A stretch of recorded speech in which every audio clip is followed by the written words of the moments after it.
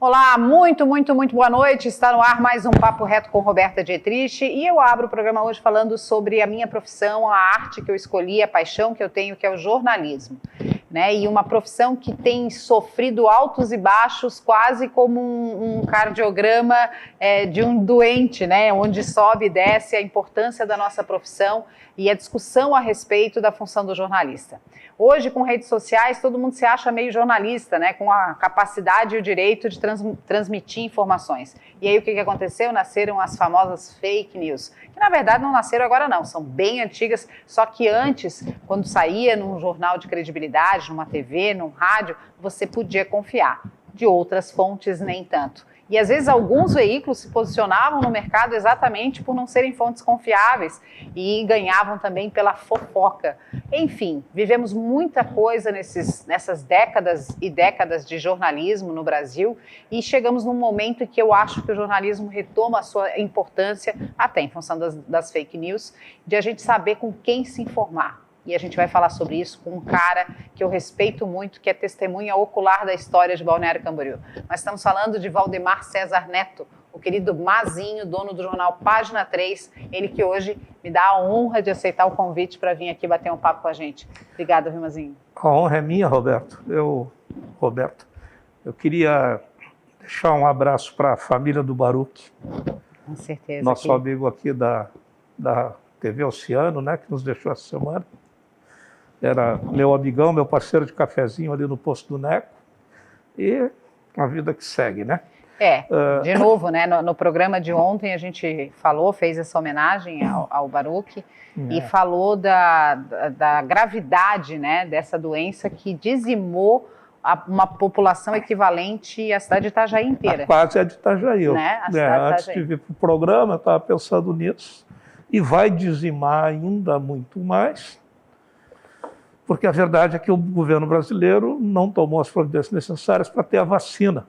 Então, preste atenção, o Brasil não tem vacina. Não tem vacina para vacinar ninguém, a não ser um terço dos profissionais de saúde. E é importante esse alerta do Mazinho, porque eu vi nas redes sociais, entre grupos de amigos e familiares, as pessoas relaxarem no sentido, ai meu Deus, temos vacina e vai estar tudo resolvido. Gente, o cronograma de vacinação é de 16 meses, se tudo der certo, e a gente sabe que no Brasil, infelizmente, uma obra de fechar um buraco não consegue cumprir o cronograma, quem dirá uma vacinação em massa, como pretende ser essa vacinação contra o Covid? Na verdade, assim, eles contavam com esse cronograma se a Índia tivesse concordado em fornecer, se a China tivesse concordado em fornecer, mas o Brasil tratou esses parceiros a pontapés nos últimos anos e agora está precisando, está lá com o Pires na mão, o que vai ser uma lição importante, não para o presidente, que eu acho que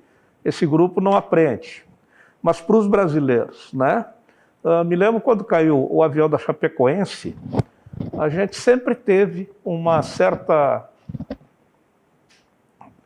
certo racismo, uma certa prevenção em relação aos nossos vizinhos de língua espanhola na América Latina. E eles nos deram uma demonstração maravilhosa no dia que caiu aquele avião lá. Então... nós temos muito que aprender enquanto país, enquanto continente, Enquanto pessoas, eu acho. Sabe? Eu acho que o Brasil sofre de um esquizofrenismo, porque ao mesmo tempo que é uma nação de terceiro mundo, se comporta como se fosse superior na América Latina, virando literalmente as costas, olhando para o mar e virando as costas para toda essa América Latina com todo o seu potencial. E assim, essa dicotomia, ela está aguda, porque o pessoal anda com a Bíblia debaixo do braço, batendo palma para torturador. Isso é uma coisa incompreensível numa sociedade, qualquer sociedade, sabe?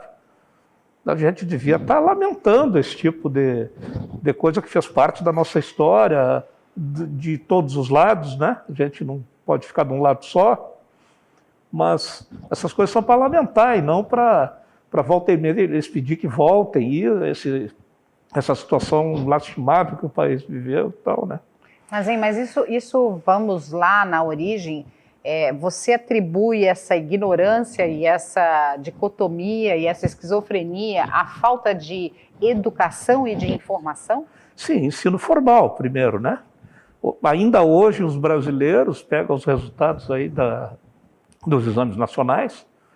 Os brasileiros saem da escola, mais da metade não sabe ler um texto, da metade que sabe ler, a maioria não consegue interpretar. Você viveu isso dentro da universidade, você foi professora, né? A gente viveu isso muito lá no jornal, e outras empresas que eu tive fora do ramo de jornalismo, quando recebia estagiários, não sabia escrever. Às vezes não sabiam tirar uma percentagem. É difícil ainda hoje você encontrar um jornalista que saiba calcular uma percentagem. Eu sou grata aos meus professores de matemática, que apesar de ser a disciplina que eu menos gostava, me ensinaram o valor da regra 3, né? Da regra de 3. Então, sim, aí tu aprende a calcular a percentagem. Mas então isso aí, isso é fatal para qualquer país, né? Mais do que isso, você não respeita a educação. Quem procura estudar sofre bullying na escola, é tratado como um ET, né? Os professores só vejo reclamar, mas não vejo, grande maioria, não vejo ter qualquer tipo de incentivo, de auto-incentivo para progredir. Vai lá para cumprir tabela, sabe? E exigir o salário da prefeitura e tal, porque a maioria do ensino no Brasil é ensino público, né? Mas assim, a gente que já está nessa peleia aí já há mais tempo, que tem essa possibilidade de observar ao longo da história, você vê a desestruturação do ensino formal, né, com a desvalorização do professor, e aí obviamente cai o nível, né? Se você paga mal, não adianta você querer um funcionário na sua empresa que seja multifunção, que seja eficientíssimo, pagando salário mínimo, né? Não existe essa mágica. E, né, resguardando as devidas proporções, o professor é a mesma coisa. Se você não dá a ele valorização, estrutura, cada vez você vai ter menos pessoas qualificadas ou com menos qualificação ocupando essas vagas. Com agravante, né? Que as nomeações de direções e tudo mais das escolas são políticas, não são por mérito, tá certo? Veja bem, Roberta, a maioria das coisas feitas pelo governo no país, em todos os níveis, estado, município, federal, não funciona. Por que a educação ia funcionar? Sabe? Eu sou de uma geração, eu passei no vestibular em 1973, a primeira vez, e a segunda vez em 1974. Em 1973 eu entrei na Faculdade de Economia da Universidade Federal do Rio Grande do Sul. Todos os bons professores ou tinham fugido ou tinham sido presos pela ditadura militar. Então, isso me desestimulou muito em relação à educação formal, né? Eu fui buscar outras formas de aprender com o passar do tempo. E aí o segundo vestibular, inclusive, foi para jornalismo? O segundo vestibular foi para jornalismo. Se a faculdade me deu alguma coisa, foi a identificação com a minha mulher, com quem que é jornalista, com quem eu sou casado há mais de 40 anos, 43 eu acho. E minhas duas filhas são jornalistas formadas na Univale, são duas colegas. Minha mulher, minhas duas filhas, e eu não concluí o curso. Mas eu trabalhei muitos anos com análise de sistemas, programação de computadores, peguei mais a parte da Faculdade de Economia, né? Fui trabalhar numa empresa americana, na época isso era fascinante, não existia computador como existe hoje. Um computador era uma sala, né? Juntava gente para olhar, né? Ô Mazinho, e aí você né, faz essa conexão com a Marlise, que é a tua esposa, e aí como é que vem a possibilidade, o convite, a oportunidade de vir para Balneário Camboriú? Foi assim, os meus pais já passavam grande parte do ano aqui, minha família é de Porto Alegre. O meu irmão, desde os 15 anos, morava aqui, porque eu tinha um tio que era corretor de imóveis aqui. E a minha família, eu, Marlise e a Caroline e a Fernanda, nós morávamos no Rio de Janeiro. Eu trabalhava numa empresa que tinha filiais no Brasil inteiro. Quando as meninas ficaram um pouco maiores, a minha mulher disse que queria sair do Rio, estava complicando já. E aí, como eu era gerente de filiais nessa empresa, eu viajava para todas as filiais, fazia a supervisão de filiais. E eu tinha, então, na mão a oportunidade de escolher para onde eu queria ir. Eu podia ir para o Recife, podia ir para permanecer no Rio de Janeiro, ir para São Paulo. Mas a gente tinha uma filial em Blumenau e eu pedi, então, para o meu diretor na época e ele concordou vir para Blumenau. Então, a gente ficou morando aqui em Balneário e eu indo a Blumenau diariamente. Assim foi uns 2 anos. Aí a Marlise e o Bola e a Gelsi resolveram abrir um jornal. E aí eles não sabiam nada de computador, eu tinha um computador em casa, já profissional, montei lá os negócios no computador e eu digo, eu vou ficar aqui, eu vou pedir lição. Era um home office dentro do jornal, mais ou menos isso. Eu fui ao Rio de Janeiro, acertei lá, eu trabalhava numa empresa boa. Aí eu acertei com eles lá e vendi um carro para... Eu sei que foi. Eu sei que quando a gente... Tá, mas o que aconteceu? Você trabalhava numa multinacional, você trabalhava numa empresa boa, né? E aí, assim, né, tua esposa vem com a ideia de um jornal. Pode falar tesão no ar? Claro! Fala tesão da profissão. O jornalismo é fascinante. Por que eu não segui a carreira de jornalista lá no começo? Porque você é jornalista, o seu marido ou seu ex-marido é jornalista. Meu ex-marido, aham. 2 jornalistas juntos morrem de fome. Olha, não morremos porque eu tinha uma veia empreendedora e aí acabei empreendendo, mas é difícil. Morre de fome, né? Difícil.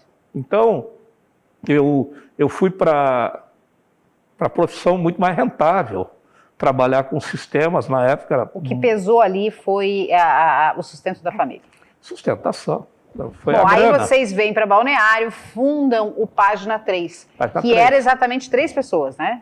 Era a Gelsi, o Bola e a Marlise.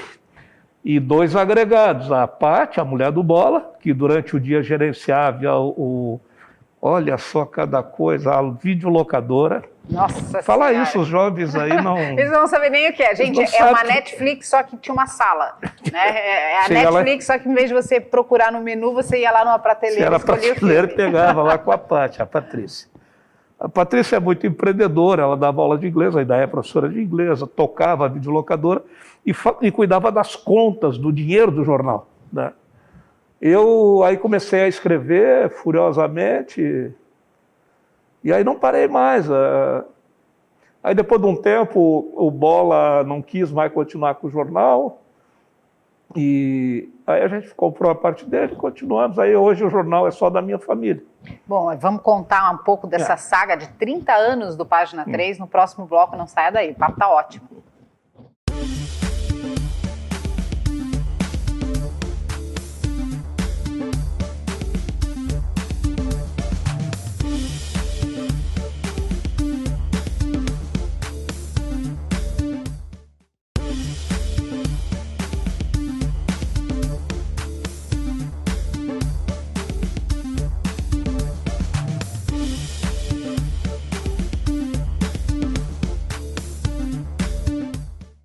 Estamos de volta, esse é o Papo Reto com Roberta Dietrich. A gente hoje traz à luz da discussão o jornalismo. E aí, para falar sobre isso, eu trouxe uma testemunha ocular da história de Balneário Camboriú, pelo menos nas últimas 3 décadas. Estou falando do meu colega Mazinho, o Valdemar César Neto, mais popular Mazinho. Mazinho, você contou aí um pouco da tua trajetória, tua formação acadêmica, tua vida profissional lá no início, anos 70, anos 80, e aí nasce o Página 3. E ele nasce com que desejo? Havia ali ainda uma ingenuidade e uma paixão, e isso moveu o Página 3 por muito tempo? Acho que por parte da Marlise do Bola, sim. A Gelsi, ela era comercial, ela era vendedora do Jornal Santa Catarina, vendedora de anúncio, então ela não tinha amor por jornalismo, ela tinha amor por vender anúncio. E eu era bem prático, eu sabia que a gente, para pagar as coisas, precisa ganhar dinheiro, né? Na época que o jornal é inaugurado, quem era, o que estava estabelecido aqui como governo, como personagens, quem eram os personagens do momento? Os personagens eram Leonel Pavan, o prefeito da cidade, Leonel Pavan. O Bola Teixeira tinha sido assessor de comunicação do Pavan, eu acho, né? O Bola acho que foi teu colega. Sim, sim, acho que em algum momento sim. Na área de jornal, sim. ele, né? Mazinho, mas deixa eu te perguntar uma coisa. A minha memória do Página 3, porque eu tenho aí também 91, 29 anos de jornalismo, né? Estou ali junto com o Página 3. A minha memória do Página 3 era de um jornal crítico, né? Assim, e aí as pessoas acabavam taxando o Página 3, é um jornal de oposição. Na verdade, não, porque era um jornal que fazia o seu papel de jornalismo, que era criticar, denunciar. Um dia encostou na frente do jornal um cidadão que era muito poderoso aqui na cidade, parou um Galaxy de maneira espalhafatosa, meio que em cima da calçada, desceu lá, botou o dedo na minha cara e disse: quem é que é o dono desta merda? Vai. Eu digo, somos nós. Por quê? Aí estava lá, estampado a cara dele lá. O cara era um dos donos da cidade. Balneário Camboriú tinha muitos donos, né? Sim, sim. Vários fugiram, alguns foram para a cadeia, todos faliram, ou pelo menos a grande maioria, né? E é mais ou menos um retrato da história política da cidade, né? Sim. A história econômica repete mais ou menos a história política. Tinha um grupo que mandava na cidade, muitos faliram, alguns fugiram, outros... bom, né? Então era uma cidade que tinha dono. Isso foi quando a gente abriu o jornal.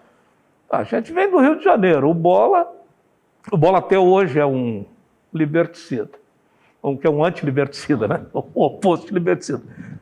A gente não estava a fim de carregar o establishment da cacunda, né? Até porque um ditado antigo em jornalismo, né? Fazer jornalismo não é agradar os caras, é dar porrada, né? Exatamente. Tá certo? Quando eu fazia o programa aqui numa TV, eu dizia assim, quer elogio, liga para a mãe, né? Porque não é... Tu sabe, né, Roberta, hoje eu sou assessor de comunicação de algumas empresas e bem importantes, bem representativas no nosso mercado regional, são empresas muito grandes. E tem um diário, tem um jornal aqui, o Diarinho, que inferniza a minha vida, sabe? Não, por quê? Porque eles fazem o que eu faço também. Só que eu não posso fazer dentro das empresas para as quais eu estou trabalhando. A Fran, nossa colega, editora do Diarinho, liga, tu dá todas as explicações para ela e no outro dia ela noticia. Empresa tal atendeu mal, o fulano reclamou e tal. Aí, consultada, a empresa disse que não foi bem assim, sabe? Então, o que ela faz? Ela poderia estar lá na empresa agradando poderoso. Não faz. Ela faz... por via das dúvidas, ela fica com o povo. E eu respeito isso, sabe? Bom, e essa foi a trajetória do Página 3 de ser combativo. Eu acho que o adjetivo que melhor conta essa história é a combatividade do Página 3, de um jornalismo investigativo. Como é que vocês conseguiram manter, inclusive, a sanidade e a história do jornal em função desses donos, e eu vi vocês batendo em muita gente grande. Tem momentos que tu tem medo, tem momentos que tu tem susto, tem momentos que tu tem raiva. O jornalismo investigativo, ele provoca emoções fortes nos dois lados, né? Quem noticia e quem é noticiado, né? Já fui ameaçado de morte dentro da Câmara de Vereadores por um investigado em CPI, um sujeito que tinha saído da cadeia por ter matado alguém. O que aconteceu é que ele voltou para a cadeia, porque ele estava em liberdade, o cara, além de tudo, é burro, né? Não sei que fim levou esse cara, mas era uma CPI do Júlio Lorenzato, não sei se você lembra disso. Era uma turma que fazia um monte de coisa ali na prefeitura. É que assim, é besteira achar que começaram a cometer fraudes no serviço público agora, né, no governo anterior, dos petistas e tal. Não, né? A gente sabe que não, né? Eu digo, inclusive, que assim, o PT, na minha opinião, foi o maior estelionato político, porque ele prometeu Ele veio com a proposta de romper isso. Porque é o que está mais fresquinho. E talvez ele não seja tão profissional quanto os outros foram. É o que está mais fresquinho na nossa cabeça. Vamos lá. Tem uma série que está passando na HBO, está repetindo, a HBO fica repetindo, né? Que é a história da moeda brasileira, desde lá do Império. E aí você vê o Sarney e o povo comemorando que o Sarney acabou com a inflação. Os fiscais do Sarney, o Funaro, entendeu? Essa gente prometeu e não entregou o país com uma inflação de 80% ao mês. A gente falar isso hoje, as pessoas vão dizer, não, esse baixinho ali está mentindo. E assim, ó, as redes sociais também alimentaram muito essa coisa do discurso pelo discurso, né? Porque eu me alimento de gente que pensa como eu, e aí essas pessoas ficam confirmando aquilo que eu acho que está certo, né? A rede é o paraíso dos estúpidos. Exatamente. Né? E aí quem se posiciona contrário, esses dias até eu estava vendo, achei muito, até engraçado, né? Para não dizer trágico, um cidadão que colocou assim, ó, você acha Bolsonaro ótimo, bom ou ruim? Digite 3, 2 ou 1. E aí a maioria, claro, colocando 3, né, pessoas do seu círculo, e eventualmente quem colocava 1, ele rebatia. Apanhava. Apanhava, tipo assim, bom era o PT. Cara, não é, sabe? Esse é o problema, nós não estamos comparando, nós estamos olhando para o que está acontecendo no hoje, independente. Então, se vamos falar de passado, vamos falar do Figueiredo, vamos falar de todo mundo do passado. Essa é uma causa perdida, né? Discutir bolsonarismo com quem é bolsonarista é uma causa perdida, porque ela tem envolvimentos também religiosos e de classe, estruturais, né? Estruturais de uma sociedade. Isso aí eu estou desistindo de discutir com essa turma porque é perda de tempo, né? O que me deixa irritado, e aí eu reajo, é quando essa coisa vai para o lado do nazifascismo e tal, sabe? E isso, infelizmente, é muito comum em algumas regiões de Santa Catarina. Citando explicitamente Médio Vale, Alto Vale, onde as pessoas andam com suástica pendurada no espelho do carro. Eu já vi isso. Eu sei que essa emissora transmite para esse público e tenho certeza que a maioria das pessoas que lá vive não concorda com isso. Né? Sim, com certeza. Você pode gostar do Bolsonaro, mas não precisa idolatrar práticas que são desumanas, né?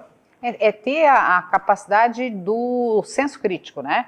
Eu gosto de azul, mas azul às vezes não fica bom, né? Dependendo da circunstância. Então, se ninguém está querendo dizer, ou ninguém não, mas nós pelo menos não estamos querendo dizer daquilo que você deve ou não gostar, mas olhar para isso com senso crítico, porque não existe verdade absoluta. Aliás, a verdade é uma afirmação questionável, né, Mazinho? Claro, né? Mas a situação do Brasil hoje, a real, é assim, nós estamos com a economia semi-paralisada, né? Eu vinha dizendo ali para os meus interlocutores mais frequentes na área de turismo que sem vacina não tem turismo. A realidade confirmou isso, né? Eu tenho 4 suítes de aluguel e eu não aluguei. Eu tinha 2 reservas, cancelei. O ano passado eu tive mais de 50. Então, meus amigos hoteleiros, todos sofreram amargas perdas. A situação do Brasil, a pandemia, ela não é só uma tragédia de saúde pública, ela é uma tragédia econômica. Agora acabou o auxílio governamental, foi a última parcela, acho que agora, final de dezembro, né? O que vai ser? Nós temos 14 milhões de desempregados, mas não sei quantos milhões que viviam desse auxílio governamental. E o que vai ser do Brasil agora? E nós não começamos a vacinar a nossa população. Nós estamos vacinando 2,5, 3 milhões de profissionais de saúde, que é 1/3 dos profissionais. Como é que vai ser o Brasil 2 anos seguidos em pandemia, sem poder reativar de maneira efetiva a sua economia? Quebrado, o Brasil tem um rombo fiscal o próprio presidente admite espantoso, que está quebrado. E é isso que você chama de senso crítico, né? É olhar para isso e dizer, opa, mas a coisa não está tão boa quanto eu achei que estava. Né? Ou quanto poderia estar. Ou quanto poderia estar. Eu batia no PT, no jornal, abertamente, né? De maneira ostensiva. O PT tinha que ser removido do comando do país, porque, vou dar um motivo só, todos os tesoureiros do PT acabaram na cadeia. Isso é verdade, é só olhar os registros. Né? E um partido político não pode comandar o país com essa ficha suja. Né? Agora, eu me sinto à vontade para criticar o que está acontecendo hoje no Brasil, porque é um desastre, é desastroso pelo lado humano, pelo lado econômico e tudo mais. Olha, gente, eu vou para um rápido intervalo, vamos tomar uma água aqui, porque no próximo bloco eu quero mergulhar no futuro do jornalismo, nas perspectivas do Página 3 como veículo, e como é que a gente vai lidar aí com toda essa nova ordem social, esse novo comportamento do cidadão brasileiro em especial. Não sai daí, eu volto já já.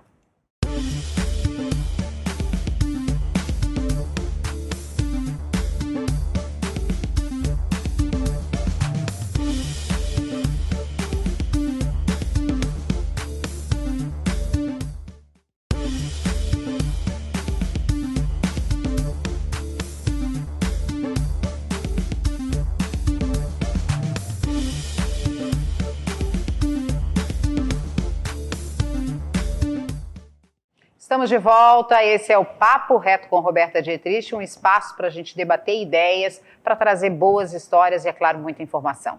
E é pensando nisso que hoje a gente traz como tema o jornalismo, e aí eu tenho o prazer de convidar aqui Valdemar César Neto, nosso popular Mazinho, dono do Página 3, um jornal com 30 anos de história, ele que foi testemunho ocular de muitas altas e quedas aqui na nossa região. Bom, 30 anos do Página 3, eu tenho certeza que se a gente folhear todas as edições semanais que eram esperadas ansiosamente todos os sábados, por quem devia e por quem não devia, o que você acha que sai disso tudo? Vocês pensam em fazer um compilado? Você já pensou em escrever um livro? E como é que está o Página 3 hoje? Eu já pensei muitas vezes, a minha mulher vive me enchendo para fazer isso, mas eu não tenho vontade de fazer. Agora, então, a gente vai fazer uma edição comemorativa aos 57 anos do Balneário Camboriú e aos 30 do Página 3. Então ela está lá folhando traça lá, a gente tem a coleção completa. Acho que dos últimos 8 anos, 10 anos já é digital. Mas a parte de papel a gente tem digital, mas os outros anos não, é papel mesmo, né? Nos arquivões bacanas que a gente mandou fazer. E a gente... De vez em quando vai algum pesquisador lá folhar, a gente já pensou em oferecer para o arquivo histórico, temos lá talvez umas 60 mil fotografias, umas 45 mil catalogadas. Isso tudo vai acabar no arquivo histórico, porque isso tem que ser alguém que tenha estrutura para digitalizar, ou talvez não tenha muito valor agora, porque é muito recente, 30 anos. Mas daqui a 30 vai ter valor, né?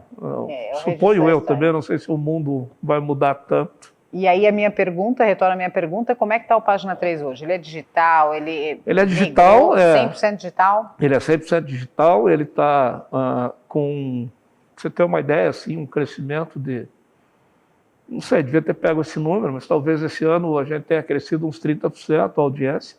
Nós tivemos 8 milhões de page views em 2020. Page views é páginas lidas, né? Então foi 8 milhões de matérias lidas.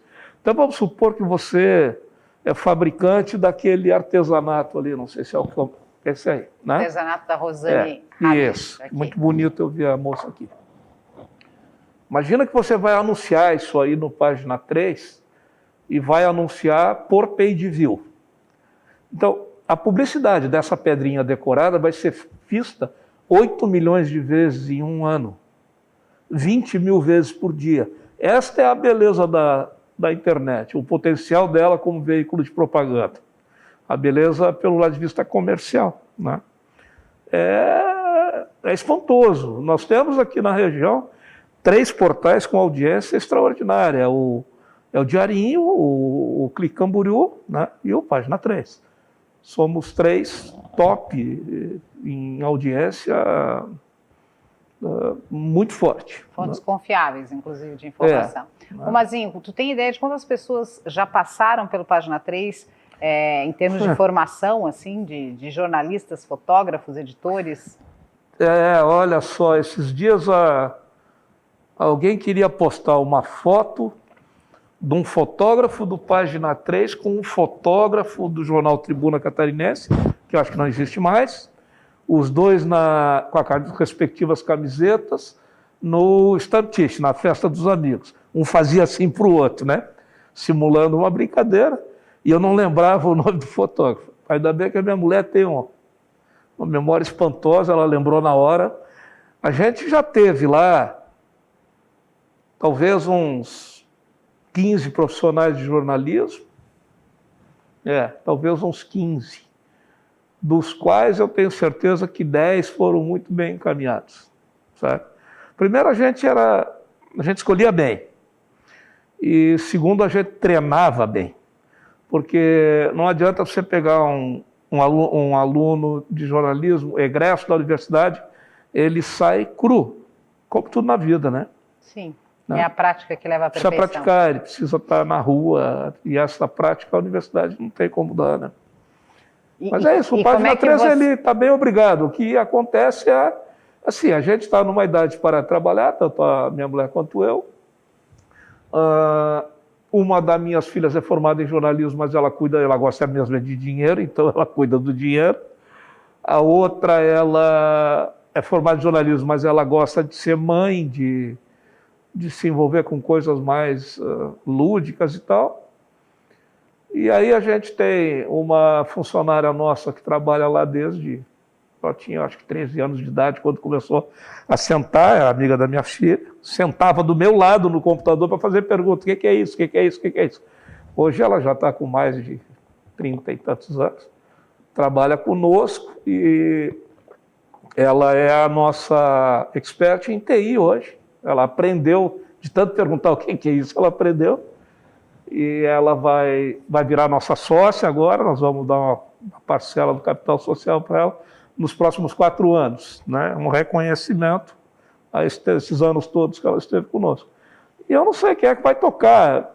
É que assim, no final das contas, Roberto, como disse um amigo meu esses dias, mas isso não é um problema teu, é problema deles, né? Verdade. Mazinho, e assim, eu lembro também, me corrija se eu estiver errada, que o Página 3 foi talvez um dos primeiros jornais da região e do estado, talvez do sul do Brasil, a entrar no processo digital, né, a criar um portal. Eu lembro que na época, inclusive, vocês cobravam para ter acesso à informação, né, como faziam os grandes portais, enfim. Um dos primeiros do Brasil. É isso. Porque assim, né? Eu fui o segundo usuário de internet de Balneário Camboriú. Por quê? Porque eu trabalhava com isso, né? Então tinha aquele alemão ali que morreu, que faleceu daquele hotel ali, tinha o hotel e na frente tinha um shopping ali na Avenida Brasil com o nome do hotel. Aquele era um jovem, ele faleceu agora. O ano passado, eu acho, faleceu do coração. Ele foi o primeiro, eu fui o segundo, tá certo? Nós conectávamos por Curitiba. De escada. Tá? Então, o que aconteceu com isso? Eu registrei na internet as marcas Brusque, Bombinhas, Itapema, Balneário Camboriú. Eu registrei todas as marcas de cidade da região, sabe? E a maioria delas ainda é minha. Camboriú.com.br é meu, Bombinhas.com.br é meu, Itapema é meu não, da minha empresa, né? Então, lembro que eu dei uma palestra no Sindicato dos Hotéis, que eles usavam Telex para falar com os agentes de viagem lá na Argentina e tal. Eu digo, gente, vocês precisam conhecer o tal de e-mail. Na época, acho que era o Cláudio Fischer, o presidente. Para com isso, mas vem com essas tuas bobagens aqui, né? E Schroeder era o nome do hotel, Hotel Schroeder. Então, eu estava certo e eles estavam errados. Então, Página 3, eu fiz uma primeira versão do portal. E se entrar lá tem um serviço na internet que pega portais históricos, você vai encontrar lá. Mais de 18 anos atrás, eu acho. Mas não tinha quem usasse, porque ninguém usava internet. Só tinha o meu acesso uma vez por dia. Então, assim, para valer mesmo, o nosso portal, assim, com atualização constante e tal, tem uns 6 anos, né? Hoje a gente publica mais ou menos umas 80, 90, até 100 matérias num único dia. A gente publica umas 20 locais e regionais e 80 nacionais que são fornecidas pela agência do Estado de São Paulo, né? Do Jornal Estado de São Paulo. E é assim que a gente trabalha, por isso que dá esses 8 milhões de páginas lidas aí, é muita coisa. Também está muito antenado, conectado com aquilo que está acontecendo para viver a transformação junto. Sim, Roberto, aqui, ó, desculpa. Claro. Agora, a semana passada, nós colocamos no ar o nosso novo portal, né? O que é? Nós pegamos a tecnologia, a última vez que a gente tinha atualizado nossa tecnologia fazia 8 anos, eu acho. Nós pegamos tudo que tinha de mais moderno em tecnologia de internet neste momento e fizemos um portal novo. Então, muda tudo. Muda a velocidade, muda tudo que tu pode imaginar. A propagação das máquinas de busca se tornou muito mais eficaz. A internet está em constante mudança. É muito importante que os empresários de qualquer ramo entendam isso, né? Hoje, o Facebook não deixou eu postar. Estava assim, sua conta está congelada. Você não pode postar, não pode impulsionar, não pode nem dar dinheiro para eles. Porque você não adotou a dupla segurança. Aí eu fui obrigado a criar uma chave de dupla segurança, né? Aí tem um negócio chamado Google Authenticator, tu vai lá, autentica, que tu é tu, sabe não?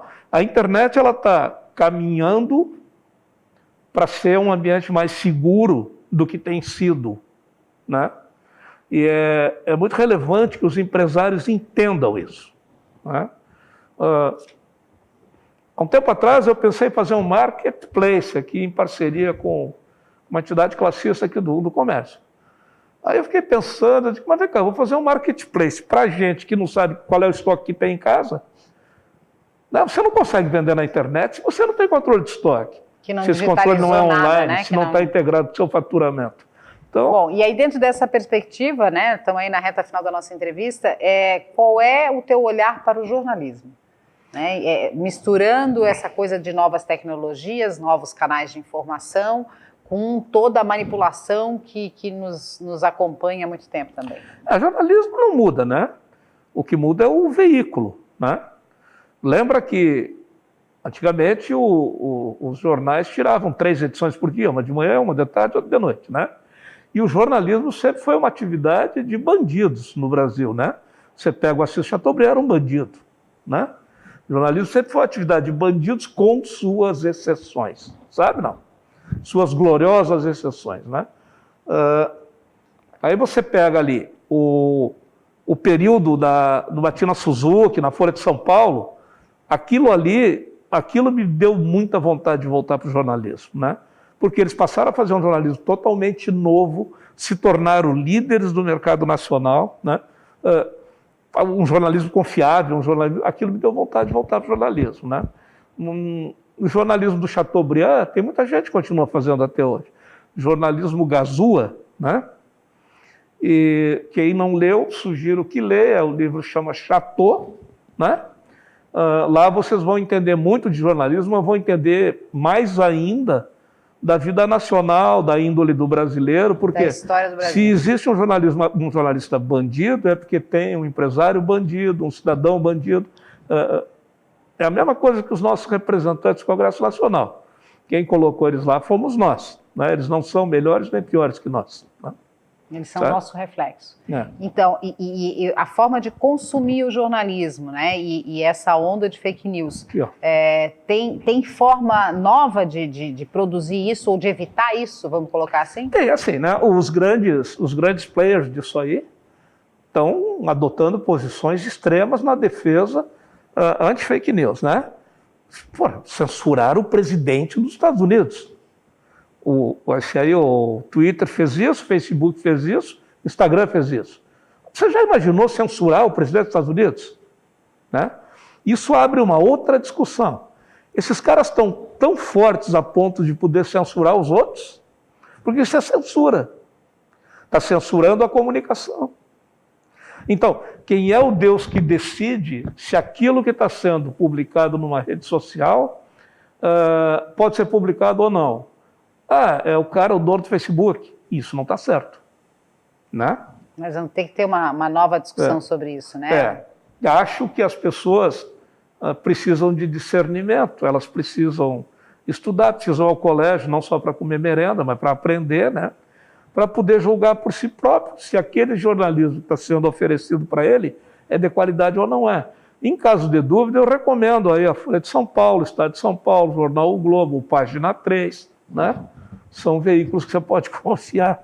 Bom, mas aí dentro dessa perspectiva de que a história do jornalismo está ligada à história de bandidos, né, de pessoas que usurparam e que se aproveitaram de poderios econômicos e de relacionamentos Relacionamento com o governo, né? Relacionamentos políticos, né, para conseguir concessões. Para quem não sabe, gente, TVs e rádios são concessões públicas e a gente ainda vive uma série, aqui mesmo na nossa região, uma série de pequenas TVs e rádios que foram concedidas a filhos de militares, por exemplo, né? Aqui, inclusive. Então, assim, é uma história que está ligada à troca de favores, né? Sim, no começo, Igreja Católica, né?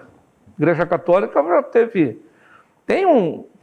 Pode resgatar, quem quiser, o nome da publicação chama Zero, é o jornal acadêmico, do estudante de jornalismo da Federal lá. Tem uma edição do Zero, de muitos anos atrás, que um estudante genial traça o mapa do poder das rádios em Santa Catarina. Puta, as igrejas eram o dono de mais da metade. Depois a Igreja Católica, agora não, agora vieram as evangélicas, a coisa, vamos dizer que empatou, né?